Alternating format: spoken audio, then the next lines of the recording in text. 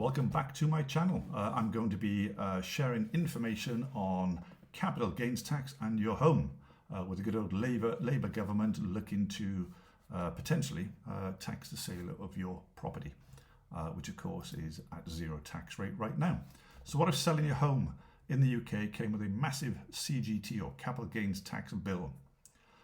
Today you don't pay a penny, but if that changed, you could be ripping billions from the housing market, reshaping who moves, who stays put, and even slow down the whole economy. So it's a bit of a dangerous move and a very political move that will create so much backlash. So let's break it down, the damage, the benefits, and what happens in other countries that tried it. And some are still doing it. So right now in the UK, your principal private residence relief is no CGT, or again capital gains tax. So if I say CGT, you know exactly what I mean. When you sell your main home, you pay zero tax. If you sell stocks and shares, you pay capital gains tax at 18% for lower rate people, or for 24% for higher rate taxpayers. That tax break costs around £31 billion allegedly a year. So scrap it and suddenly homeowners become taxpayers on every pound of profit they make. And of course the government thinks they're going to reap in £31 billion. But of course it never works that way, does it? Because you have capital flight and you have people that just stay put. So what happens if CGT hits your home sale profits? Well, fewer people will move. People hang on to their homes longer to avoid tax, classic lock-in effect. Downsizing deterrent, retired couples in big houses stay put instead of freeing up family homes. Labour mobility drops, moving for work becomes less attractive. Volatility at launch, expect a big rush to sell before the law kicks in, followed by a sudden slump. So you'll have that peak, people flogging because they don't want to pay tax, and a huge slump, which could be disastrous given the state of the UK economy right now. Despite the boasting of being the fastest growing in the G7, we're still doing a disastrous job.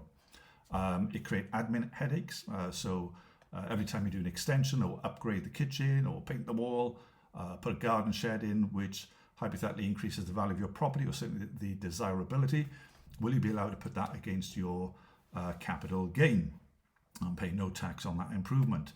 And that's the problem, because it sort of off-puts you doing things to your house, like I said, building that extension, putting new double glazing in, painting those walls, because you're just going to potentially increase the value of your property and then get hit for the tax. So it's questionable. And of course the knock-on effect of that to tradespeople and suppliers, because if people are not going to upgrade their homes, the chain reaction is just massive and worth billions. But is it all bad? Well, Treasury wins, apparently. Billions in new tax revenue, curbing speculation.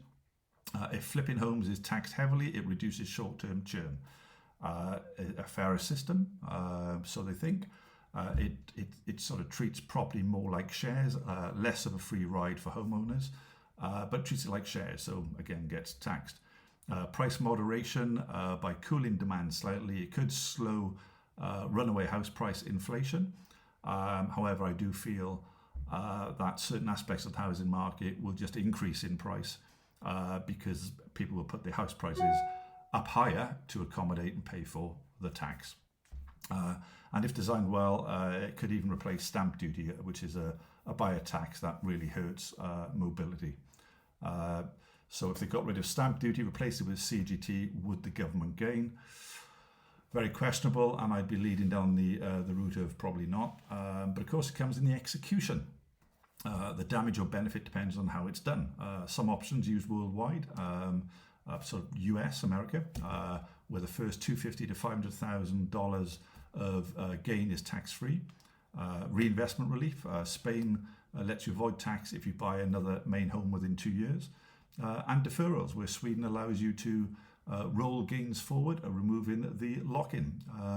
Of course, anti-flip taxes in Switzerland slaps high rates on short-term sales, but eases them for long-term owners.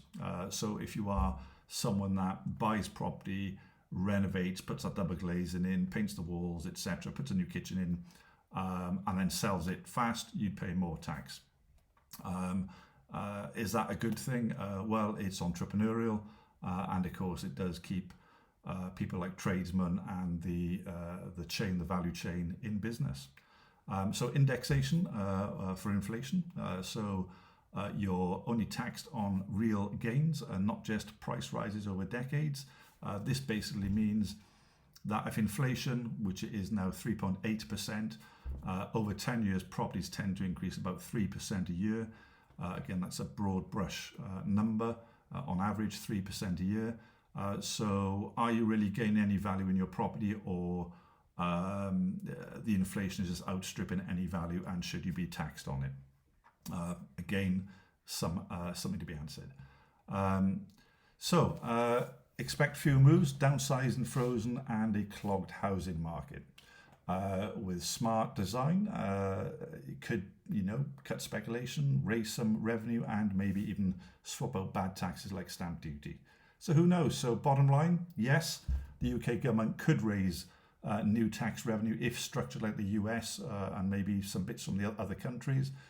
But if done crudely, and as we know, this government, pretty much every government we've had, do things crudely without much thought, taxing all main home gains, it could reduce overall tax collections by shrinking transaction volumes, which again would damage the wider economic activity. Net impact likely, short-term spike, people rush to sell before the start, followed by a long-term drag on revenue. So ultimately, I believe UK would be much worse off if they did that. There would be a political backlash for sure. And, people could be rioting in the streets, who knows? So should the UK tax home sales like some other countries, or would it break the housing market? I feel it would break the housing market. Drop your thoughts in the comments. Subscribe if you want. Don't subscribe if you don't. I do this to share what I've become to understand. I don't do it for the subscriptions. I certainly don't do it for the money with 3,000 subscribers on YouTube. So I do it because I enjoy it. So I hope that was useful. Be great to discuss things in comments and get your view. Thanks for listening.